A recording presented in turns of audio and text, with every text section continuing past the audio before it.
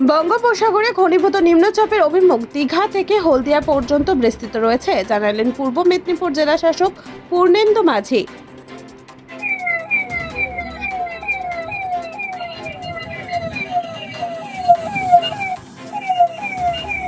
পর্যটকদের উদ্দেশ্যে বলা হচ্ছে, এখন জোয়ার চলছে, অমাবস্যা কোটালের জোয়ার।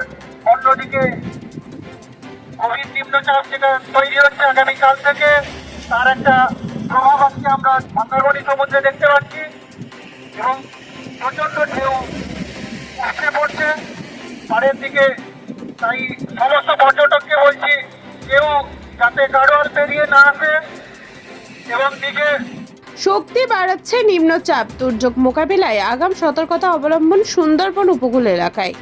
বিশেষ ঘোষণা। ফেজারস্টাল থানা ও সুন্দরবন পুলিশ জেলার পক্ষ থেকে সমস্ত মৎস্যজীবীকে জানানো হচ্ছে, আজ 27/5/2025 থেকে 30/5/2025 তারিখ পর্যন্ত বঙ্গোপসাগরে গভীর নিম্নচাপ সৃষ্টি হয়েছে। এর ফলে প্রবল বৃষ্টি সেই সঙ্গে ঝড়ো হাওয়া হওয়ার সম্ভাবনা রয়েছে।